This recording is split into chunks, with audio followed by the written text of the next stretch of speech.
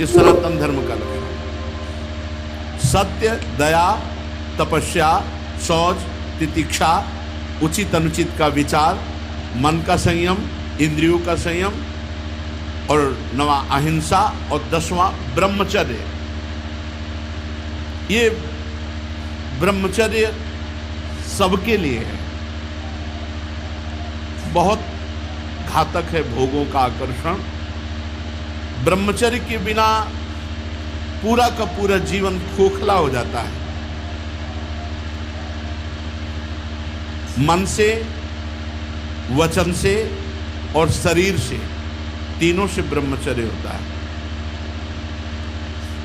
मन का ब्रह्मचर्य, विषयों का चिंतन ना करना। यहीं से नाश प्रारंभ होता है, पतन यहीं से होता है। ध्यायतो विषयान पुंसान संगास्तेषुपजायते, संगात संजायते कामः, कामः क्रोधो भी जायते, क्रोधात् भवति सम्मोहा, सम्मोहात् स्मृति विभ्रमा, स्मृति भ्रंशात् बुद्धिनाशो, बुद्धिनाशात् प्रणशो। सबसे पहला पतन जो होता है वो विषयों का चिंतन होता है। ध्यायतो विषयान पुंसान, जब हम भोगों का चिंतन करते हैं तो हमें भोगों की आसक्ति प्रकट होती, फिर संग करने का मन होता है। संगास्तेषुपजायते, जब हम विषयों का चिंतन करते हैं तो विषयों का संग करने का, विषय भोगने की इच्छा प्रकट होती। जहां विषय भोगने की इच्छा प्रकट हुई, काम राज्य हृदय में छा गया। संगात संजायते कामा, और कामना जब बढ़ी तो सब मूढ़ता छा जाती है, स्मृति नष्ट हो जाती है। हम कौन हैं, हमारा क्या कर्तव्य है, हम क्या कर रहे हैं। सच्ची मानिए बहुत निकृष्ट काम है। वचन से हमें कभी भोगों की बातें नहीं करनी, और शरीर से हमें कभी भोग क्रिया नहीं करनी। अधर्मयुक्त क्रिया का त्याग, धर्मयुक्त क्रिया की स्वीकृति, ये गृहस्थ धर्म और संपूर्णतया विरक्त धर्म। जो ब्रह्मचर्य रहता है उसे शरीर बल, मनोबल, बुद्धि बल, वचन बल, ये सब जागृत हो जाते हैं। वचन बल जो बोला वही लागू हो गया, जबरदस्ती आपको मानना पड़ेगा। और मनोबल जो संकल्प किया अंदर, वही बाहर क्रिया प्रारंभ हो गई, वही दिखाई देने लगे। देह बल, रात दिन मेहनत करो फिर भी थकान नहीं।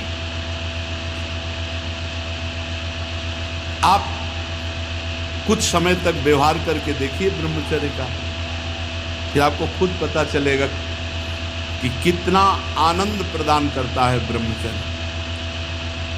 ब्रह्मचारी को विषय भोग जहर है ऐसा मानना चाहिए।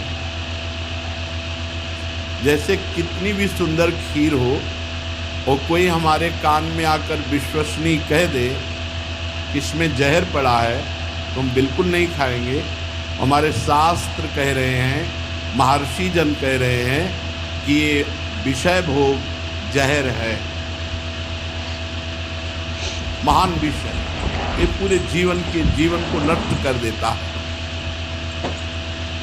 तो ये जब ज्ञान हो तो उसका फल है विरति। जब हमें ज्ञान हो गया तो उससे हमें वैराग्य होना चाहिए, पर नहीं।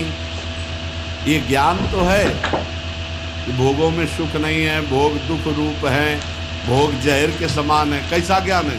वाचिक ज्ञान, उपदेश देने के लिए। लेकिन जब भोग सामने आते हैं तब ये ज्ञान काम नहीं करता। यदि उपासक भोगों से भयभीत हो जाए तो बच जाए, बहादुरी नहीं, भागना पड़ेगा। एक बार पूज्यपाद श्री उड़िया बाबा जी ने स्वप्न देखा। स्वप्न में भी कितने सावधान हो। भिक्षाम देहि, एक घर में आवाज लगाई, नारायण नारायण। तो एक माई निकली, सुंदर अप्सरा, हीरे जवाहरात से, रत्नों से भरी हुई थाल, आवाज एक घर में लगाई और सैकड़ों घरों से निकल आई और सब एक से एक सुंदर, और चारों तरफ से घेर लिया और मुस्कुराना, हाव भाव प्रकट करना। बाबा भागे और बहुत जोर के भागे और कई किलोमीटर तक भागते रहे। फिर पीछे मुड़ के जब देखा कि कोई नहीं दिखाई दे रहा, तब खड़े होकर सांस ली। जब सांस ले रहे थे तो आँख खुल गई, आँख खुल गई थी। नारायण नारायण नारायण। अच्छा हुआ कि स्वप्न में भी भागे। भागने से ही बचोगे, यहाँ जीतने की चक्कर में मत पड़ना, बहुत धोखा है। ये मन बहुत धोखेबाज है।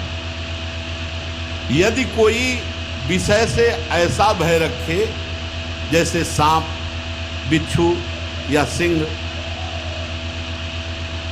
कोई सांप आके गले लगना चाहे तो आप क्या करोगे?